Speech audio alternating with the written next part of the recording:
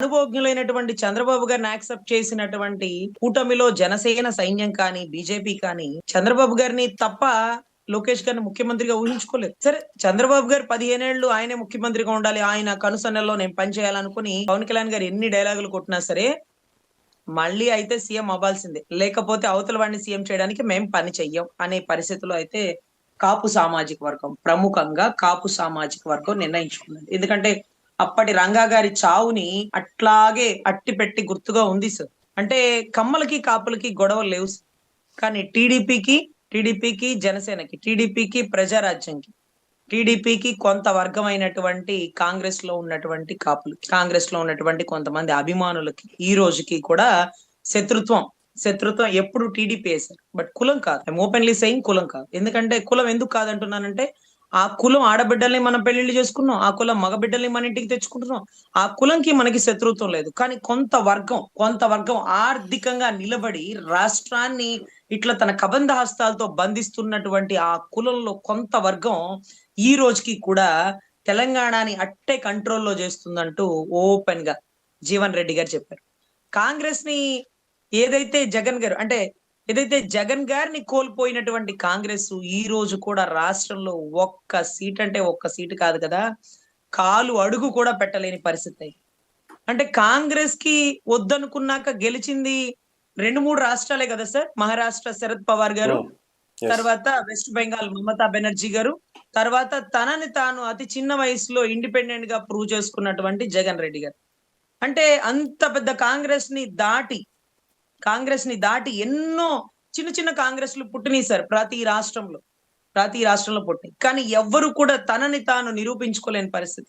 కానీ ఇండిపెండెంట్ గా కాంగ్రెస్ లోంచి బయటకు వచ్చి అనుభవజ్ఞులైనటువంటి మమతా బెనర్జీ గారు, శరద్ పవార్ గారితో ధీటుగా రాష్ట్రంలో ఈరోజు వైసీపీ పార్టీ అంత గొప్పగా ఏకదం 151 సీట్లతో భారీ మెజారిటీతో గొప్పగా చూపించింది సార్. మొన్నటి రోజు కూడా 11:45 నుంచి తెల్లారుజామున 2 వరకు వేసుకున్నటువంటి దొంగ ఓట్ల నమోదు లెక్క బయటకు తీస్తే 3500 బూతుల బతుకు బయటకు వస్తే దమ్ముగా ఈ రోజు కూడా జగన్ గారు గెలిచారని కాళ్ళరెగరేస్తున్నటువంటి వారి సైన్యానికి ఈ రోజుకి ముద్దాయిల్లాగా కనపడుతున్నారు కూటమి అభ్యర్థులు. Either CM or deputy CM ఏర్ విద్యాశాఖ మంత్రి, whatever it may be, ఆ పైన ఉన్న సెంట్రల్ అయినా సరే వాళ్ళందరికీ తెలుసు. ప్రజల్లో ఓపెన్ అయిపోయాం. ది వైర్ బుక్ రిలీజ్ అయిపోయింది. ఎలక్షన్ కమిషనర్ మీనా గారు ఇచ్చిన రిపోర్టు ట్రాన్స్పరెంట్ గా అటు మారుతా ఉంది. అరే ఒక అంతమంది లైన్ లో ఉంటే ఇంతమంది ఓటింగ్ ఎలా వేశారు? రాత్రులు ఓటింగ్ సంఖ్య ఎలా పెరిగిపోయింది? అందరు నిద్రపోయాక ఏం చేసినారు? సెకండ్ కి ఇన్ని ఓట్లు ఎలా పోలింగ్ అవుతాయి? అధ్యక్ష వచ్చిపోమ్మా మెరుపు తీగ అన్నట్టుగా ఇలా లోపలికి వెళ్ళి అలా రావడానికే 20 సెకండ్లు పట్టేస్తున్న పరిస్థితుల్లో 20 సెకండ్లో 2 ఓట్లు వేసినారు, 3 ఓట్లు నమోదైనవి. ఇవన్నీ ఎలా పిచ్చి మాటలుగా ఉందండి. అంటే బూత్ లోపలికి వచ్చి కూపన్ చెక్ చేసుకొని ఇది మీ పేరైనా ఆధార్ కార్డు చూపించండి, ఓకే లోపలికి వెళ్ళండి. అక్కడ లోపలికి వెళ్ళి ఎమ్మెల్యే దగ్గర నొక్కగానే అయిపోదు, సైరన్ రావాలి.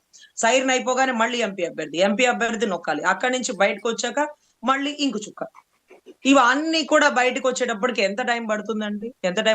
అసలు ఆ 20 సెకండ్ లో 3 ఓటింగ్ తప్ప వేసిన అంటే లోపల ఒకటే కూర్చొని ఓటేస్తున్నాడా, లేకపోతే బయట నుంచి ఒక లోపలికి వచ్చి ఓటేసే అవకాశం ఇస్తున్నారా? అందుకు కాబోలు పిన్నెల్లి రామకృష్ణారెడ్డి గారు అట్టే ఈవీఎం మిషన్ పగలగొట్టు పడేసినారు. మీరు వేసేసుకోండి, ఇంకెందుకు ఎలక్షన్, ఇంకెందుకు ఈవీఎం, ఎందుకు ఇంట్లో తీసుకెళ్లి కూర్చోబెట్టేసేసుకోండి అనే పరిస్థితి అయితే ఉంది సార్. సో ఎనీవే ఈ రోజుకి తెలుసు కూటమి అభ్యర్థులకి గెలుపు ఎవరిదో, ఎవరి గెలుపుని ఎవరు అనుభవిస్తున్నారో, మళ్ళీ గెలుపు